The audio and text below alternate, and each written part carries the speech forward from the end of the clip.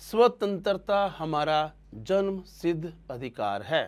1890 के दशक तक बहुत सारे लोग कांग्रेस के राजनीतिक तौर तरीकों पर सवाल खड़ा करने लगे थे।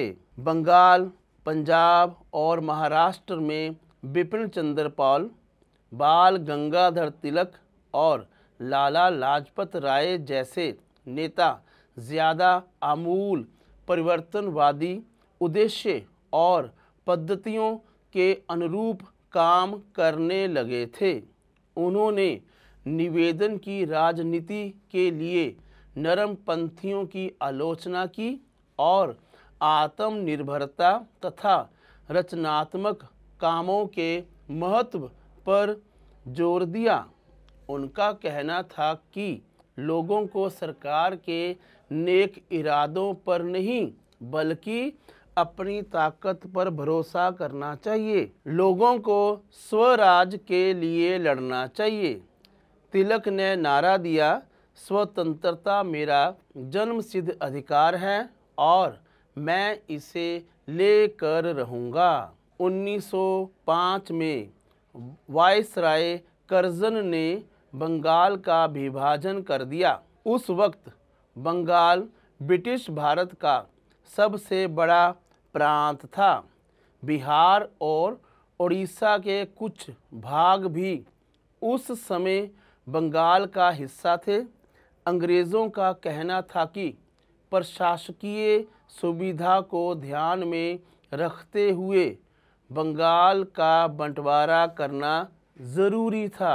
पूर्वी बंगाल को अलग करने के पीछे अंग्रेज़ों का मुख्य उद्देश्य ये रहा होगा कि बंगाली राजनेताओं के प्रभाव पर अंकुश लगाया जाए और बंगाली जनता को बांट दिया जाए।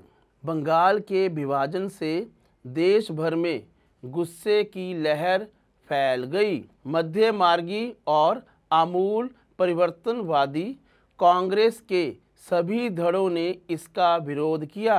विशाल जनसभाओं का आयोजन किया गया और जुलूस निकाले गए। इससे जो संघर्ष उपजा उसे स्वदेशी आंदोलन के नाम से जाना जाता है। यह आंदोलन बंगाल में सबसे ताकतवर था, परंतु अन्य इलाकों में भी इसकी भारी अनुगूंज सुनाई दी। उदाहरण के लिए आंध्र के डेल्टा इलाकों में इसे वंदे मातरम आंदोलन के नाम से जाना जाता था। स्वदेशी आंदोलन ने ब्रिटिश शासन का विरोध किया और स्वयं सहायता, स्वदेशी उद्यमों, राष्ट्रीय शिक्षा और भारतीय भाषा के उपयोग को बढ़ावा दिया। स्वराज के लिए आमूल परिवर्तनवादी ने जनता को लामबंद करने और ब्रिटिश संस्थानों व वस्तुओं के बहिष्कार पर जोर दिया। कुछ लोग ब्रिटिश शासन को उखाड़ फेंकने के लिए क्रांतिकारी हिंसा के समर्थक थे। 20वीं शताब्दी के प्रारंभिक दशकों में कई दूसरी महत्वपूर्ण घटनाएं भी घटी। 1906 में मुसलमान जमींदारों और नवाबों के एक समूह ने ढाका में ऑल इंडिया मुस्लिम लीग का गठन किया। लीग ने बंगाल विभाजन का समर्थन किया। लीग की मांग थी कि मुसलमानों के लिए अलग निर्वाचिका की व्यवस्था की जाए। 1909 में सरकार ने यह मांग मान ली। अब परिषदों में कुछ सीटें मुसलमान उम्मीदवारों के लिए आरक्षित कर दी गई, जिन्हें मुस्लिम मतदाताओं द्वारा ही चुनकर भेजा जाना था। 1907 में कांग्रेस टूट गई। मध्य मार्गी धड़ा बहिष्कार की राजनीति के विरुद्ध था। संगठन टूटने के बाद कांग्रेस पर मध्य मार्गी का दबदबा बन गया। तिलक के अनुयायी बाहर से काम करने लगे। दिसंबर 1915 में दोनों खेमों में एक बार फिर एकता स्थापित हुई। अगले साल कांग्रेस और मुस्लिम लीग के बीच ऐतिहासिक लखनऊ समझौते पर दस्तखत हुए और दोनों संगठनों ने देश में प्रातिनिधिक सरकार के गठन के लिए मिलकर काम करने का फैसला लिया। जन राष्ट्रवाद का उदय 1919 के बाद अंग्रेज़ों के खिलाफ चल रहा संघर्ष धीरे धीरे एक जन आंदोलन में तब्दील होने लगा। किसान, आदिवासी, विद्यार्थी और महिलाएं बड़ी संख्या में इस आंदोलन से जुड़ते गए। कई बार औद्योगिक मजदूरों ने भी आंदोलन में योगदान दिया।